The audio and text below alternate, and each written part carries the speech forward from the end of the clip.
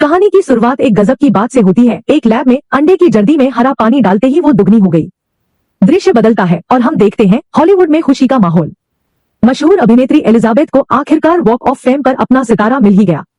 शुरू में तो उत्साह से भरे फैंस उसके सितारे के आसपास जमा रहते, लेकिन वक्त के साथ लोग उसे भूलने लगे। सितारे में लापरवाही की वजह से दरारें पड़ गईं, लेकिन किसी ने उसे ठीक नहीं करवाया। उम्र का तकाजा, अब एलिजाबेथ को काम मिलना मुश्किल हो गया था।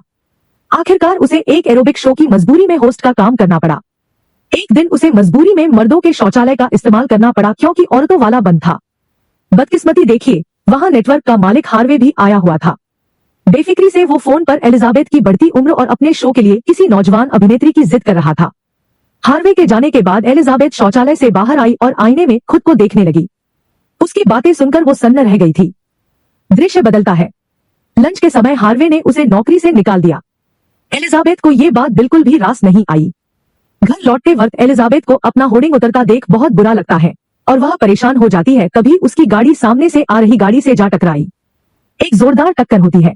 अस्पताल में डॉक्टर ने एलिजाबेथ को बताया कि उसे एक भी चोट नहीं आई है, वो घर जा सकती है। तारीख देखकर डॉक्टर ने उसे जन्मदिन की बधाई भी दे दी। ये सुनकर एलिजाबेथ का मन और भी भारी हो गया। डॉक्टर के जाने के बाद एक नर्स आया और बोला कि एक आखिरी जांच बाकी है। उसने एलिजाबेथ की रीढ़ की हड्डी की जांच शुरू की। संतुष्टि से नर्स ने कहा कि वो एकदम सही है और उसे उसकी जैकेट दे दी। बाहर आकर एलिजाबेथ ने देखा कि नर्स ने उसकी जेब में एक छोटा सा पैकेट रख दिया है। खोलकर देखा तो उसमें एक पेन ड्राइव थी जिस पर लिखा था रस और एक फोन नंबर। साथ में एक कागज पर लिखा था, इसने मेरी जिंदगी बदल दी। तभी उसे स्कूल का दोस्त फ्रेड दिख गया। उसने एलिजाबेथ की तारीफ की और उसे अपना नंबर दे दिया। घर आकर एलिजाबेथ ने पेन ड्राइव देखी। उसमें रस का विज्ञापन था। इस रस से लोग 7 दिन तक जवान रह सकते थे। 7 दिन बाद फिर से बूढ़े हो जाते और फिर रस लेकर जवान। एलिजाबेथ को ये सब बकवास लगा और उसने पेन ड्राइव कूड़ेदान में फेंक दी। उस रात एलिजाबेथ एक बार में गई और अकेली ही दारू पीने लगी, लेकिन उम्र का तकाजा, दारू हजम नहीं हुई और उसे उल्टी करनी पड़ी। घर आकर गुस्से में उसने अपनी जवानी की तस्वीर पर रखा स्नो ग्लोब दे मारा। बेप्सी में उसने पेन ड्राइव वाले नंबर पर फोन लगाया। एक अनजान आवाज ने उसका पता पूछा और एक दूसरा नंबर देकर फोन काट दिया। सुबह अखबार में उसे एक विज्ञापन दिखा। उसके शो के लिए एक नई एलिजाबेथ की तलाश की जा रही थी। अखबार एक तरफ फेंकते ही एलिजाबेथ ने अपना मेलबॉक्स चेक किया। एक काले लिफाफे में सिर्फ 503 नंबर लिखा एक कार्ड था। हिम्मत करके एलिजाबेथ उस पते पर पहुंची। जगह एकदम सुनसान थी। कार्ड से उसने दरवाजा खोला तो वो बस थोड़ा सा ही खुला। अंदर एक अंधेरा रास्ता था। आखिरकार वो एक कमरे में पहुंची जहां बहुत सारे डिपॉजिट बॉक्स रखे थे। अपना नंबर ढूंढकर उसने अपना बॉक्स खोला। अंदर एक गत्ते का डिब्बा था। घर आकर उत्सुकता से एलिजाबेथ ने डिब्बा खोला। अंदर रस की पूरी किट थी, एक्टिवेटर, स्टेबलाइजर, स्विच और घास खाना। साथ में एक निर्देशिका भी थी। एक्टिवेटर सिर्फ एक बार इस्तेमाल करना है, स्टेबलाइजर रोज इस्तेमाल करना है, हर 7 दिन बाद शरीर बदलना जरूरी है और ये याद रखना है कि असली वो खुद ही है। बाथरूम में खुद को एक टक देखकर एलिजाबेथ ने हरे रंग का रस अपने शरीर में डाल लिया। कुछ सेकंड तो कुछ नहीं हुआ, फिर अचानक दर्द से एलिजाबेथ जमीन पर गिर पड़ी। थोड़ी देर उसका शरीर अजीब तरह से हिलता रहा। उसकी आंखों की पुतलियां दुगनी होने लगी और पीठ पर अजीब सा उभार दिखने लगा। अचानक उसके शरीर में एक भयानक दरार पड़ी और एक नया शरीर बाहर आ गया। आईने में देखकर एलिजाबेथ हैरान रह गई। वो वापस जवान हो चुकी थी। गौर से देखने पर पता चला कि उसकी नई नीली आंखों के पीछे असली हरी आंखें छिपी हुई थी। हरा रस उल्टी करने के बाद नए शरीर ने पुराने शरीर की दरार को बंद कर दिया और उसमें घास खाना डाल दिया। अगली सुबह नई एलिजाबेथ की नींद एक चिल्लाहट भरी आवाज से खुली। उसकी नाक से खून बह रहा था। उसे याद आया कि उसे रोज स्टेबलाइजर लेना है। डिब्बे से किट निकालकर उसने पुराने शरीर में हरा रस डाला और फिर नए शरीर में भी। तुरंत खून बहना बंद हो गया और चिल्लाहट भी गायब। नए शरीर ने बाजार से नए नए कपड़े खरीदे और ऑडिशन के लिए चल पड़ी। अपना नाम उसने सू बताया। हार्वे उसे देखकर प्रभावित हुआ और उसे नौकरी दे दी, लेकिन सू मानी नहीं। उसकी एक शर्त थी। सू ने कहा कि वह हर दूसरे हफ्ते ही काम कर सकती है क्योंकि उसे अपनी बीमार मां की देखभाल करनी है। अपनी चैनल पर सू की खूबसूरती को देखकर हार्वे मान गया। अगले ही हफ्ते सू फिर से सबके आकर्षण का केंद्र बन गई। जल्द ही उसके चेहरे वाला एक बड़ा सा होर्डिंग भी लग गया। वो रोज स्टेबलाइजर तो लेती थी, लेकिन बाथरूम में पड़े एलिजाबेथ के शरीर को कभी हिलाने की कोशिश नहीं की। सप्ताहांत पर सू ने दोनों शरीरों को जोड़ने वाली किट का इस्तेमाल किया। एक बार फिर खून का खेल खेला गया। सू बेहोश हो गई और एलिजाबेथ वापस अपने शरीर में आ गई। पीठ में हुए दरार का दर्द उसे फिर से होने लगा। जब वो स्टेशन पहुंची तो हार्वे ने उसे उसका सामान वापस करते हुए अलविदा कह दिया। एलिजाबेथ का सप्ताहांत उदासी और बेजारी में बीता। वो फिर से सू बनना चाहती थी। वो रोज पुराने शरीर को स्टेबलाइज करने की कोशिश करती। एक दिन उसे रिफिल किट के साथ एक काला लिफाफा मिला।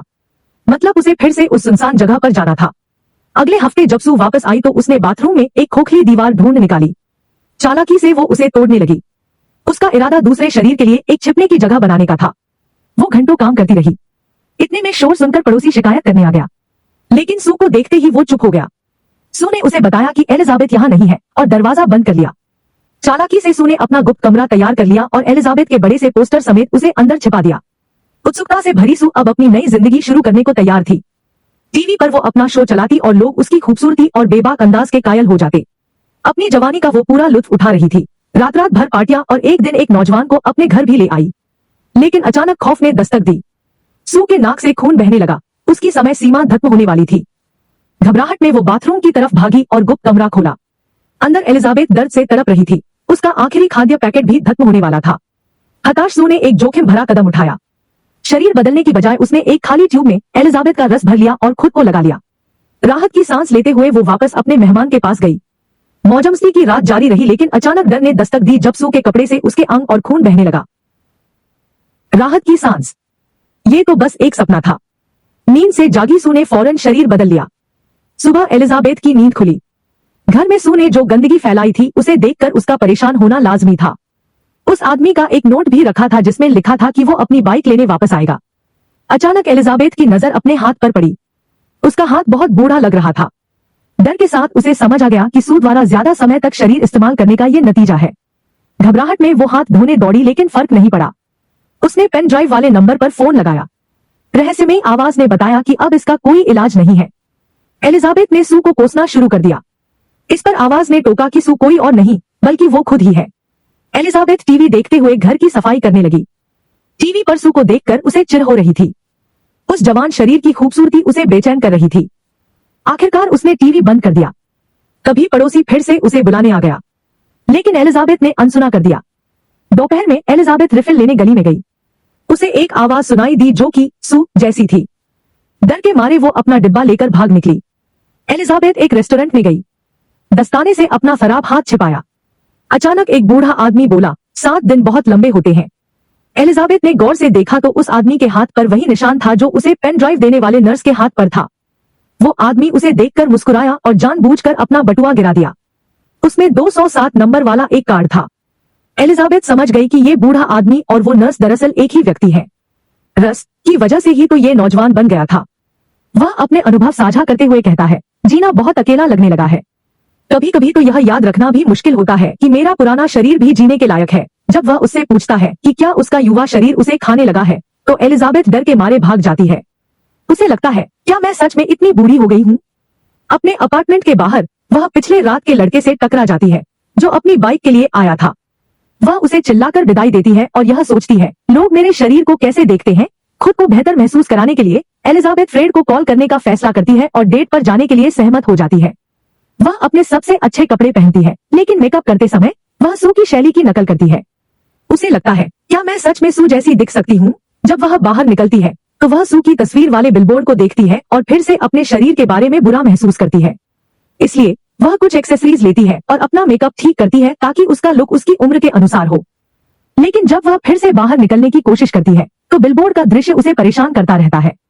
वह सोचती है, क्या मैं कभी खुद को स्वीकार कर पाऊंगी? वह खुद को समझाने की कोशिश करती है, लेकिन उसके मन में आत्मसंदेह बना रहता है। फिर से वह बाथरूम जाती है। मेकअप और बालों से छेड़छाड़ करते करते एकदम टूट जाती है। आखिर में वह डेट पर जाने का प्लान छोड़ देती है और फ्रेड के भेजे सारे मैसेज को नजरअंदाज कर देती है। अगले हफ्ते जब सू अपना शो रिकॉर्ड कर रही होती है तो अचानक उसकी पीठ पर कुछ उभार जैसा महसूस होता है। डर से उसका दिल जोर जोर से धड़कने लगता है, पर जब वह चेक करती है तो वहां कुछ नहीं मिलता। टीम सब साफ देखने के लिए रिकॉर्डिंग बड़ी स्क्रीन पर चलाती है। सू को ये सब देख बहुत अजीब लगता है, तो वह जल्दी से एक बाथरोब पहनकर अपने ड्रेसिंग रूम की ओर दौड़ जाती है। ड्रेसिंग रूम में जाकर फिर से वह उभार को ध्यान से देखती है और उसे अपने शरीर के अंदर धकेलने लगती है। धीरे धीरे वह उभार उसके पेट तक पहुंच जाता है। सू अपनी नाभि के पास हाथ डालकर उस उभार को बाहर खींचती है और वह चीज आखिर में एक चिकन की टांग में बदल जाती है। अगली बार जब वह इस सब के बाद जागती है तो उसे एलिजाबेथ के छोड़े बचे खुचे खाने मिलते हैं। एलिजाबेथ ने अपने डिप्रेशन की वजह से काफी सारा खा लिया था। गुस्से से भरकर सू तुरंत फोन उठाती है और उस पर कॉल करके शिकायत करती है। वह कहती है कि उसे तो अपने काम के चलते खुद के लिए जीने का भी टाइम नहीं मिलता और उधर एलिजाबेथ अपने दिन बस खा पी कर और टीवी देखकर बिता रही है। आवाज का इकलौता जवाब यह होता है कि उसे बस ये याद दिलाया जाता है, तू और तेरा कोई मायने नहीं रखते। जब वह काम पर जाती है तो सू को जोर का झटका लगता है क्योंकि उसके शो की रिकॉर्डिंग कैंसिल हो चुकी होती है और जब उसे हार्वे के ऑफिस बुलाया जाता है तो वह बहुत घबरा जाती है।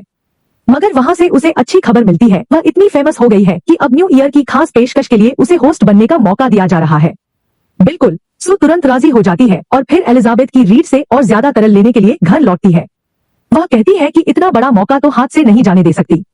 उसका करियर इतना धमाल मचा रहा होता है कि वह ये काम कई दिनों तक करती रहती है। इससे एलिजाबेथ की पीठ पर बड़ा हरा और सड़न भरा गड्ढा बन जाता है। जब आखिरकार एलिजाबेथ वापस आती है और अपना हाल देखती है तो वह गुस्से में चीख पड़ती है। यह बहुत पुराना और गंभीर हो गया है और अब तो एलिजाबेथ के पैरों में चलने की ताकत भी नहीं बची। वह फिर से सू की शिकायत करने के लिए नंबर पर कॉल करती है।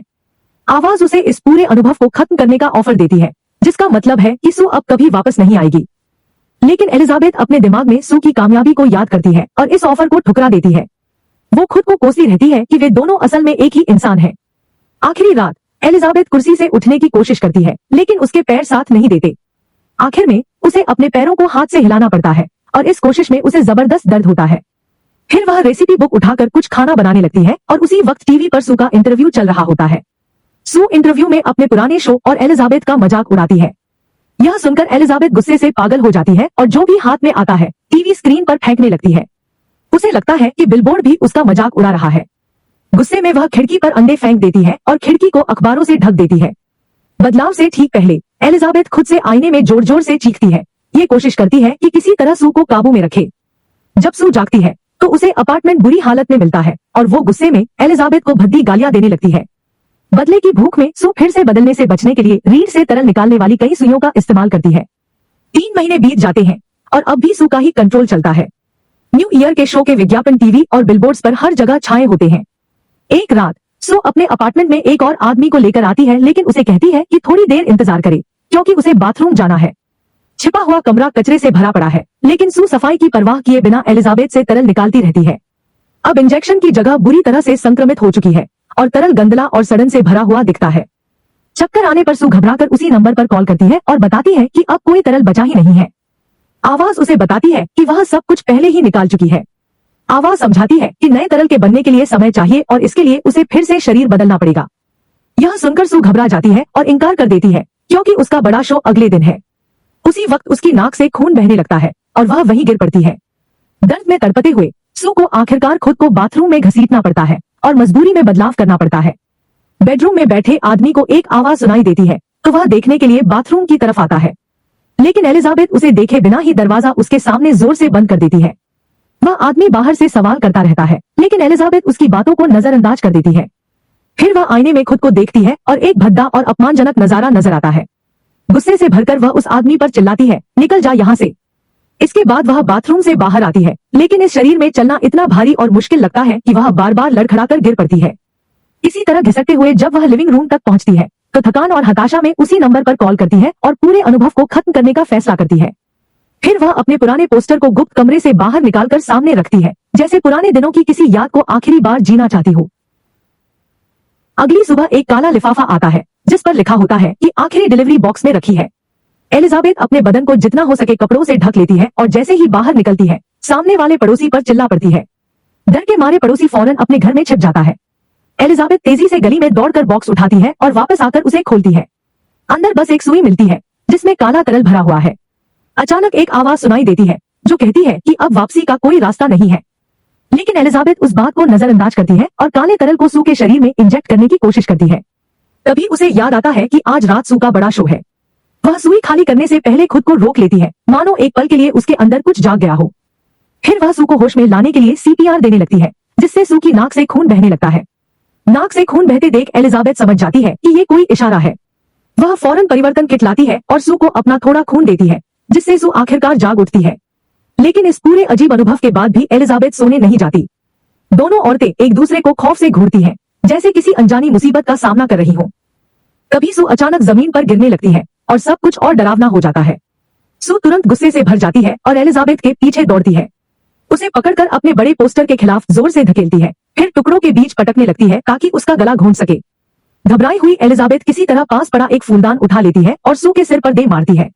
जैसे ही सू गिरती है, एलिजाबेथ बाथरूम की ओर भागती है, लेकिन सू पीछा नहीं छोड़ती और दरवाजे को बार बार लात मारती है, जोर जोर से चिल्लाते हुए दरवाजा खोलने की कोशिश करती है।